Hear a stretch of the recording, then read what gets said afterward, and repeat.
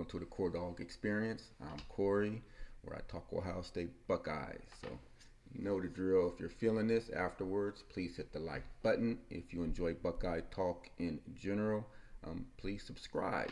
So, yes, some gridiron action finally. The spring game has come and gone. Going to get into that, but just real quick, just want to acknowledge the tribute they did for Dwayne Haskins. We knew they were going to do a good one, and it was. It was a nice way to honor him, what he meant to Buckeye Nation and the Buckeye faithful, and just prayers out to him and his family as they go through his loss. So again, much love and kudos to Buckeye Nations for how they remembered and honored Dwayne Haskins. Okay, so the spring game. Finally some football. Got to see some of the young guys coming in. Got to see how they were going to mesh a little bit defensively with Jim Knowles. Vanilla defense, we knew it was going to be that way. But we got to see some football finally. Some tackling. Got to see some football back out on the gridiron or whatnot. So they changed up the format some. This year was basically offense versus defense. They didn't split up the teams. It was basically number ones on offense against number ones on defense, and that's how it played out throughout the whole thing. I guess it's an all right format. It's good, your ones are going up against ones to get a good gauge of where you're at. But I think I like the old format better, where you split up the teams and you actually duke it out, and think that it makes that walk back a lot more interesting, or the battle for the walk back, because the defense is at a disadvantage. Come on, it's basically a 7-on-7 passing drill. So the defense was at a disadvantage going into it. The format set up for the offense to do to win the game, and the offense won the game. But it is what it is. Minimize it. You got I guess a real better way of how your folks are matching up against the level of competition. So hope they switch it back next year. But Jay wants to try some new stuff, so okay. But I prefer you split up the teams or whatnot and do it that way. But it is what it is, and we got to see some good stuff. First of all, I'm going to touch on the offense. They look good. We knew they were going to look good. I said, given the format, we knew they were going to look good. So when you know it's going to be like that, you just want to see how sharp and how crisp they are. C.J. Stroud was crisp. He looked good.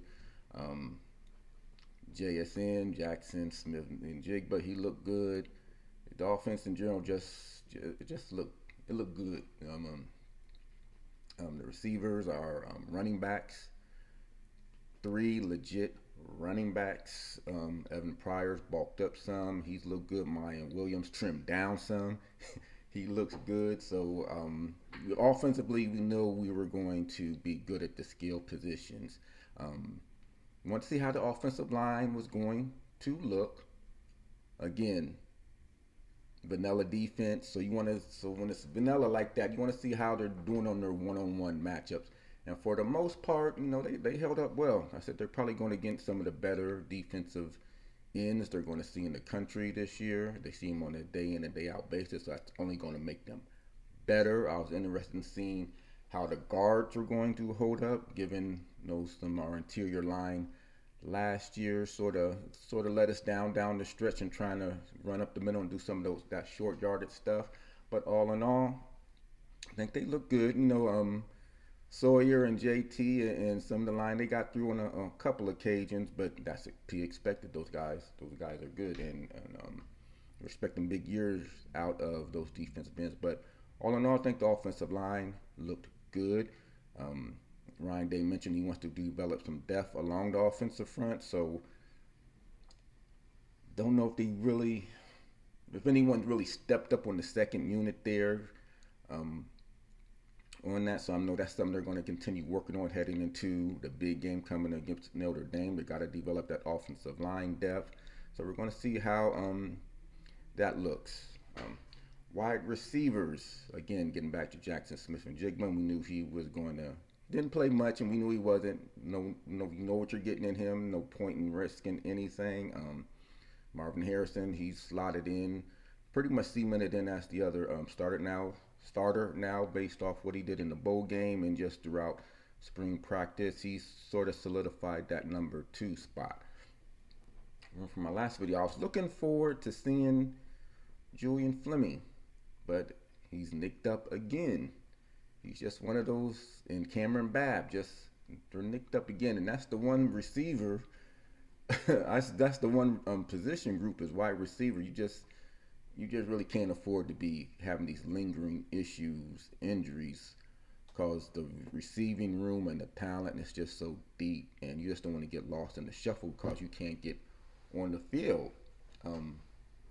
Julian Fleming, Cameron Babb, don't know the extent of their injuries, but it was enough to hold them out. So hopefully it was just precautionary. But again, you want to be out on the field battling for that spot, especially if you're Julian Fleming, because Mika Ibuka, he's right.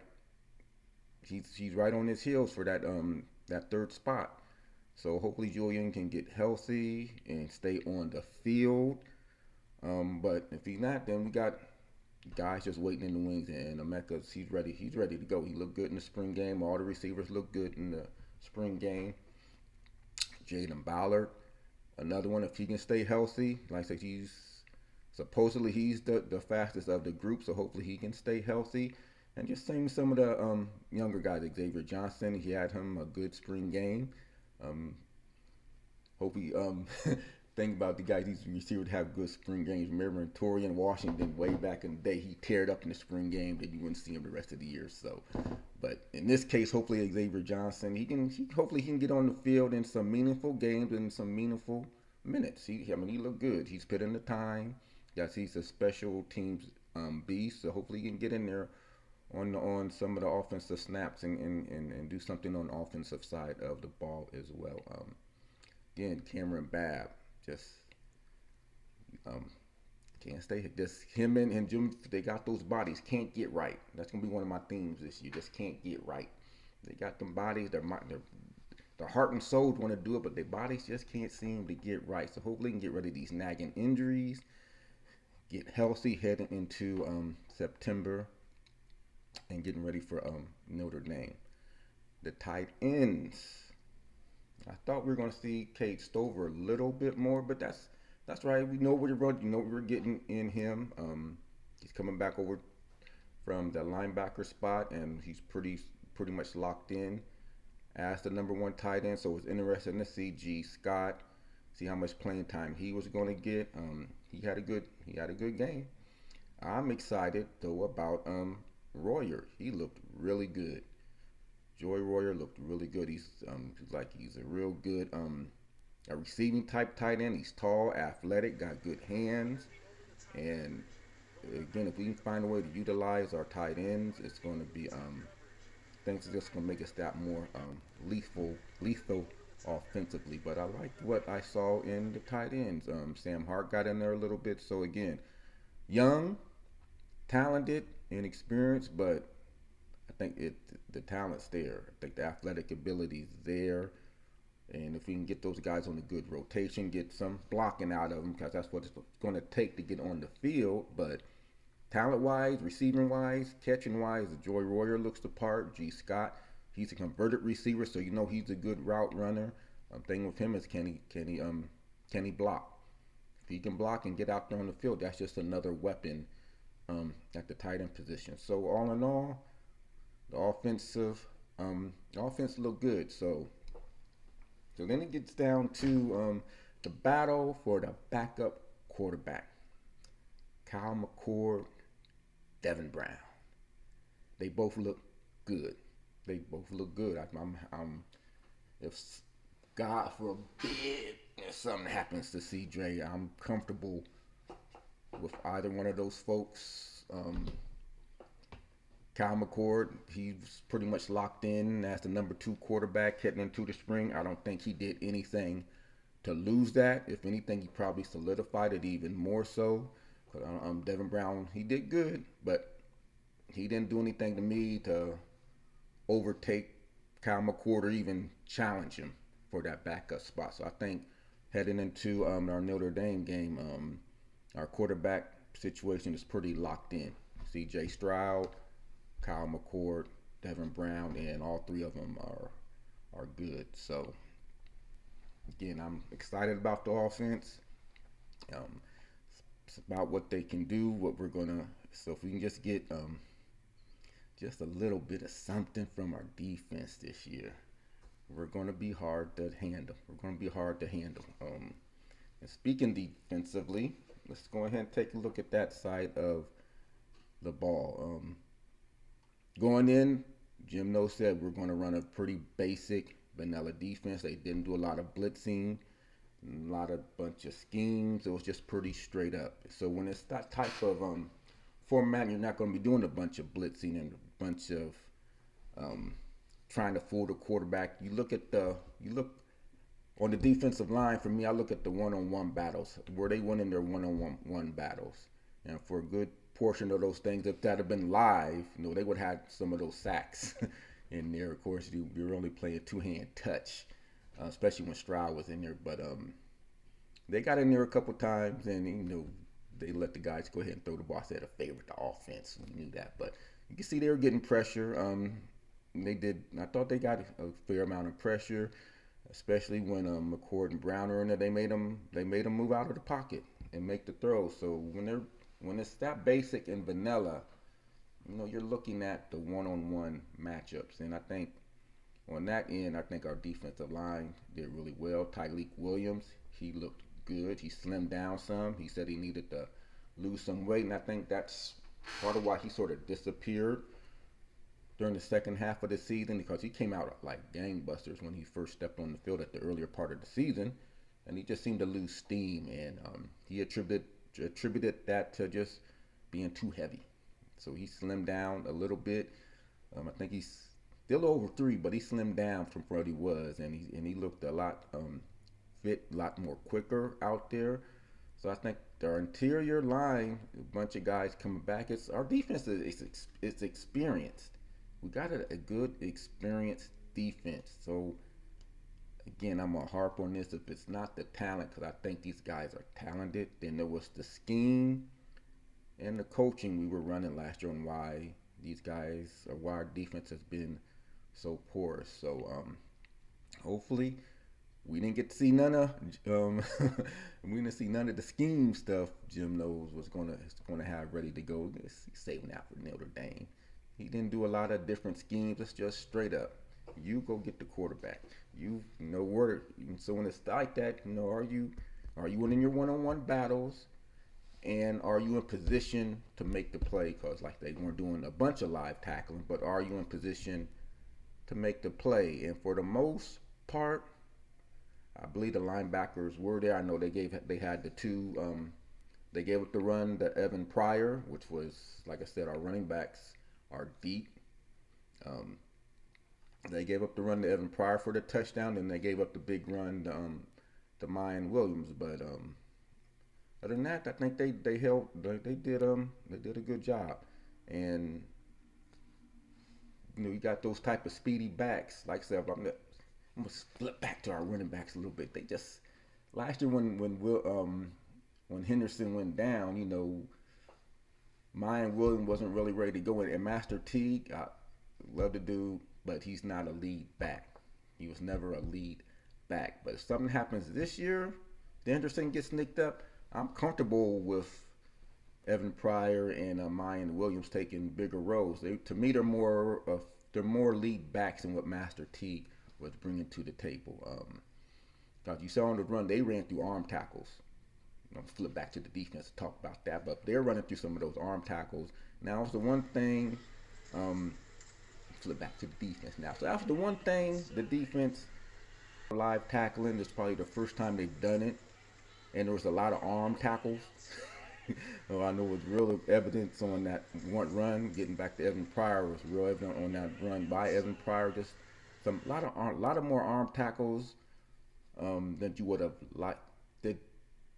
More arm tackles than what you wanted to see coming from the defense, and there was already after the spring game, there's already people already commenting on that on the different social media sites. It's the same old defense. And to an extent, I get it, but they're arm tackles, so I mean, we gotta see how it's gonna look schematic wise. But were they in position for the most part, say for a couple runs?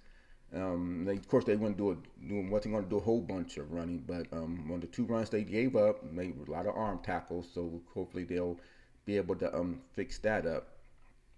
And linebackers, I do think they were, for the most part, where they needed to be. They were in position. They looked good. They were aggressive, and that's the one thing you could see though. This defense is might be a little bit more aggressive than what we've been than we were in the past couple years. So I can see them being a bit more aggressive this year, even though again scheme wise it didn't all come out. But I think they're going to be a little more aggressive and getting to the ball.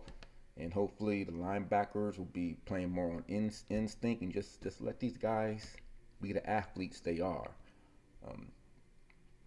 So then you look at the secondary. You knew it was going to be a passing game.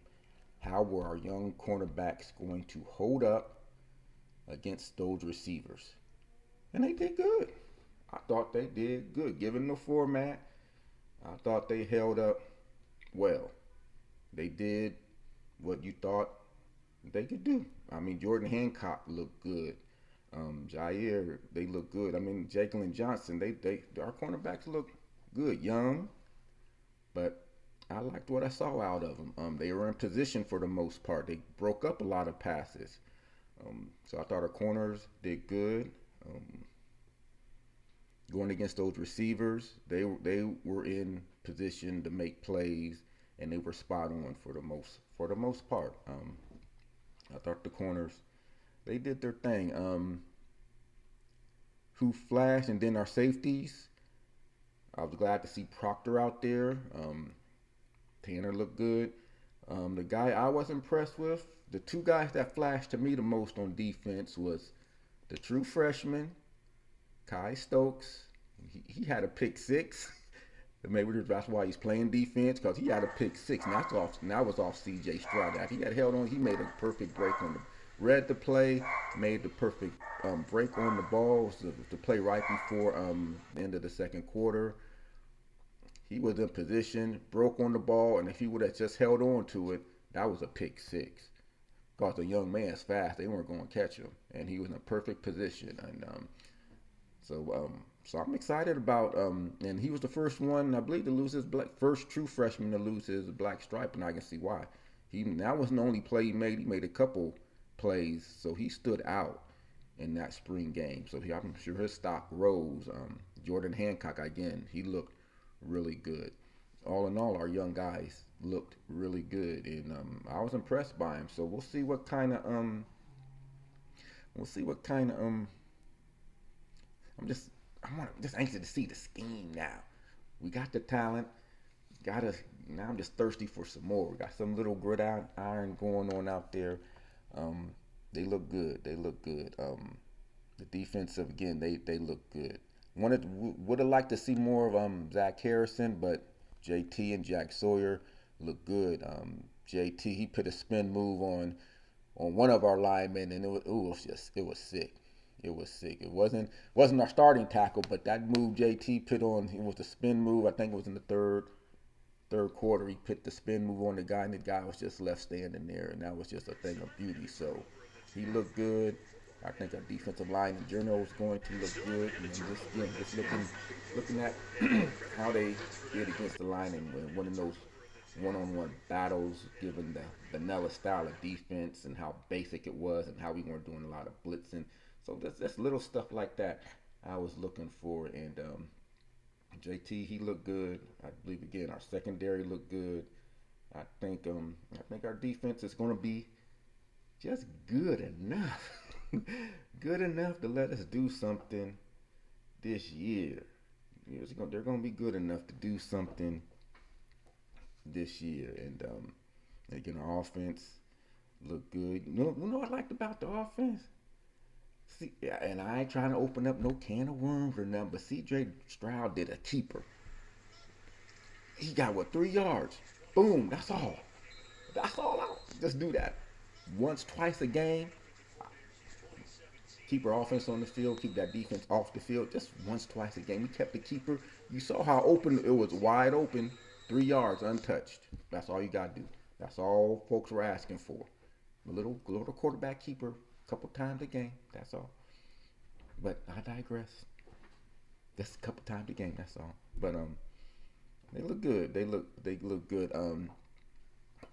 So coming out of the spring game, and I gotta looked at some of the projections of the depth chart. They didn't change much. I think everyone's pretty much that was slotted in as a starter going into the spring game. They came out in their same positions. Only person that probably may have made a jump was Kai Stokes. Kai Stokes looked really good. I've seen on some of the projections, that um, Zach Harrison has fallen behind Jack Sawyer and JT. I don't know if I buy that. May just been holding Zach Harrison out. But with Larry Johnson, the way he rotates his linemen, I just think it's just good to have him fresh. So I don't think if you were penciled in as a starter heading into the spring game, I don't think anyone did anything to lose their spots coming out of the spring game. So the depth chart is pretty much what it is and what it's going to be, barring any significant injuries heading into the Notre Dame game. I think we are pretty much set. The one position that is still up, I still just think that third receiver spot. And if Fleming can get healthy, then I think it's his. If not, Emeka's right there to step in and take on that role. But I'm hoping, I'm a Fleming fan. I'm hoping he can stay healthy, and I think if he can, he'll have a big year. So that's what I'm looking at heading into the season. That might be the last position battle, really, outside of some backup spots along the offensive line. Who's going to be the number 2? But as far as starting wise, I think we got Emeka and Fleming. I think those two are battling out for that last for that third receiver spot. So we'll see how that goes and how everything plays out heading into the Notre Dame game. So those are my takes on the actual game itself. Again, not a big fan of the format, but I can understand why they did it. We got out of the game. Only the one injury it looked like. Hopefully it's the minor for Melton. So it was Melton. So hopefully it's just something minor, and he'll be ready to go come September 3rd. But so those nothing. Look, don't want to get nobody hurt, and that was the only injury that they seemed to happen during the game was the Mitchell Melton injury. So hopefully he'll be all right coming into the Notre Dame game. So following the game, there were a couple other things that took place. We had some more booms. We love the booms here in Buckeye Land. So first one was a wide receiver out of Florida with Ohio roots, ranked. He was a 3-star, Bryson Rogers.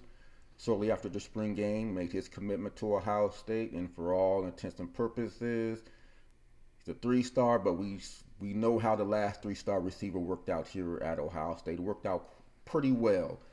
Chris Olave. So just you see the stars, you can throw the stars out the window. Chris Olave, I believe, was a 3-star. Bryson Rogers is a 3-star, and he's had any type of career like Olave had.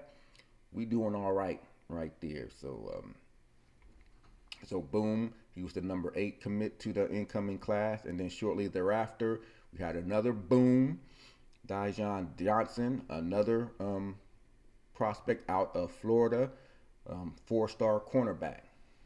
So we gotta keep that pipeline to Florida open. I ain't mad at him. Keep it open. Keep them coming.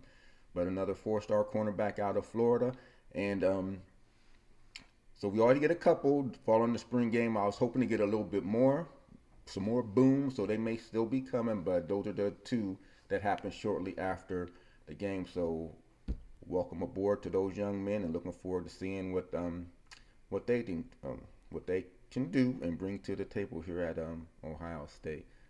Anytime you get some booms, you go and get some transfers, and we had a few folks hit the transfer portal following the spring game. Um, no one else. I was they weren't starters. Let's put it that way. I don't say no one of significance because they in their mind they good players. So but they want to play in time. They see the writing on the wall. But one of them is Jacoby Cowan. He's played along the defensive line. The other one's one of the receivers, Wigloose. And the biggest name on this list is Seven Banks. He is transferring. I guess he's picked LSU. Going to try to follow in Joe Burrow's footsteps, I believe. So I wish him well. But he's the biggest name on that list. And somewhat surprising again how much he started last year, but with so much young talent.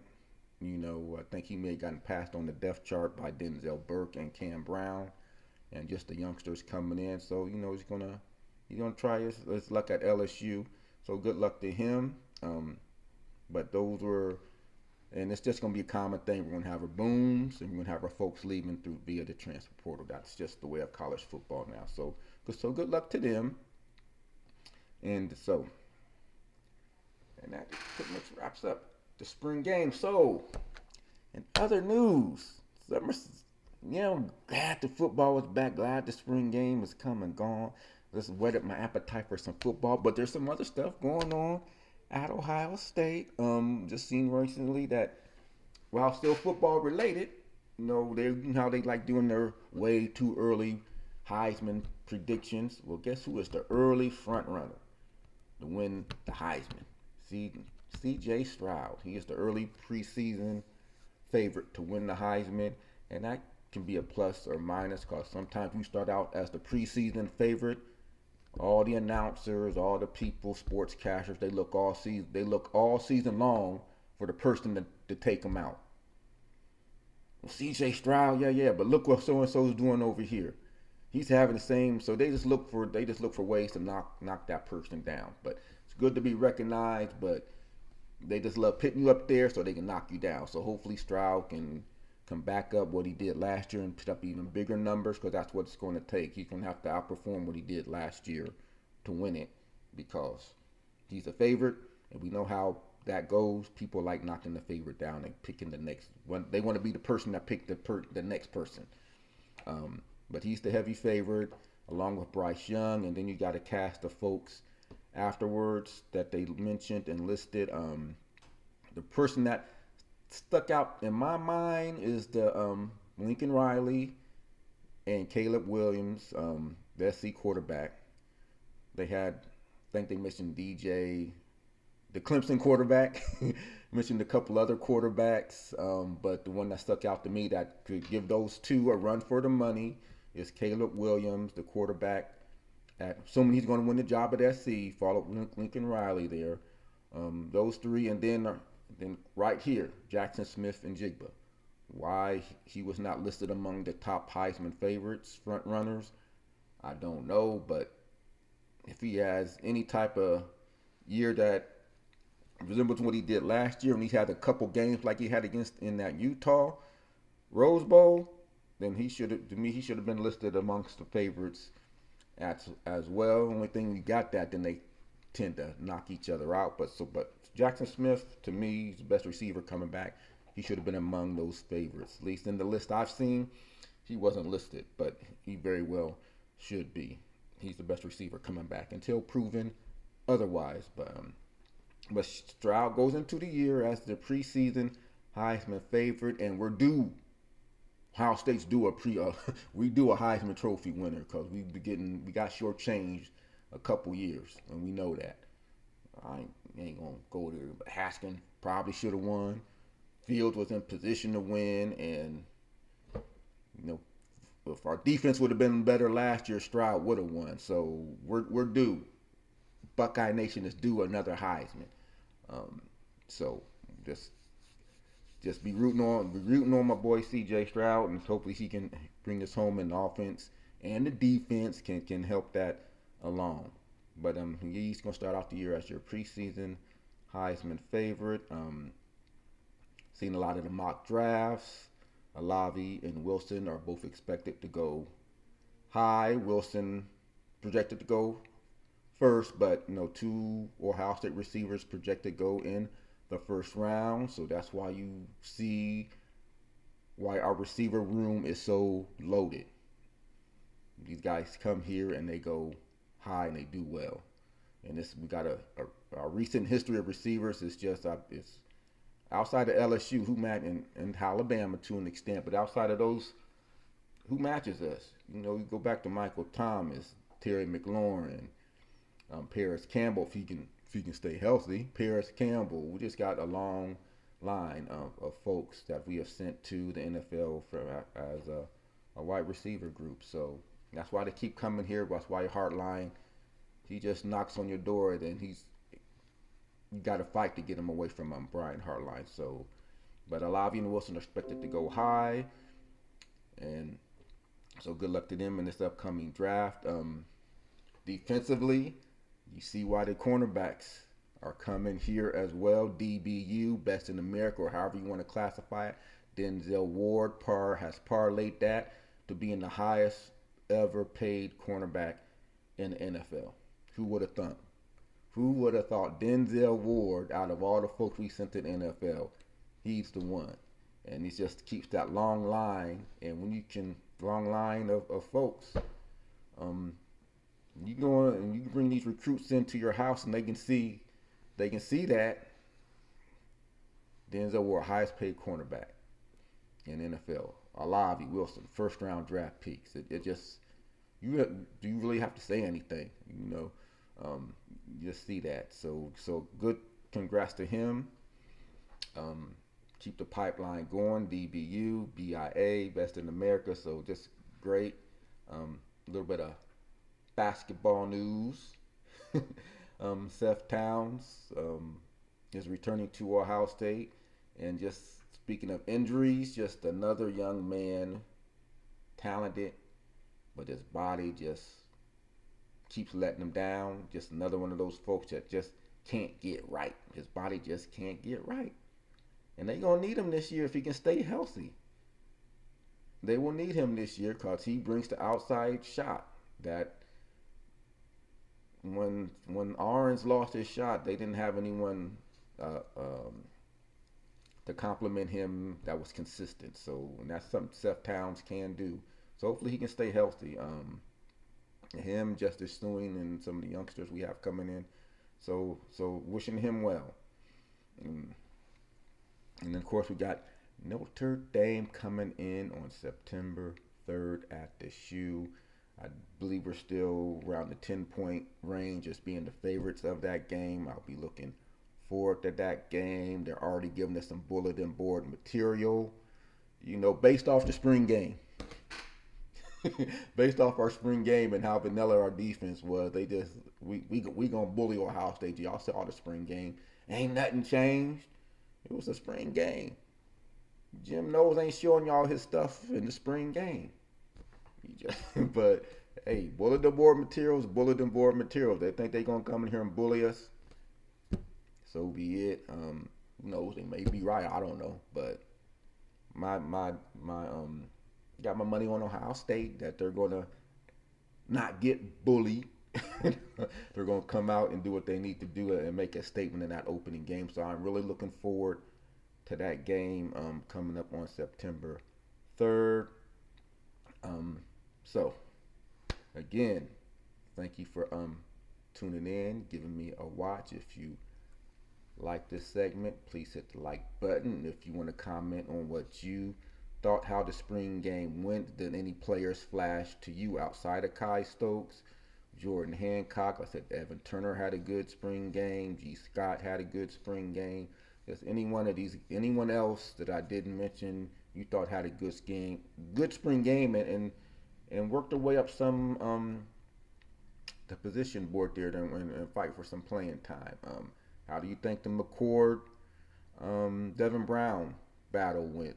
I thought McCord played better, did his own, didn't do anything to lose the backup job, didn't anything, and Devin Brown didn't do anything to me to make it a tougher race. I think those positions are pretty set in stone.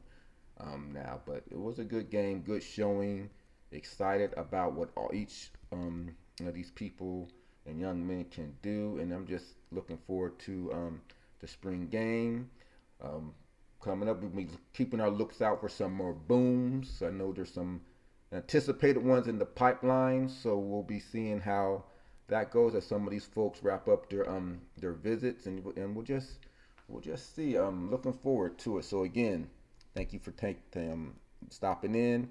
Please your comments if you like to hit the like button. Please subscribe, and until next time, go Bucks. OHIO. Yes.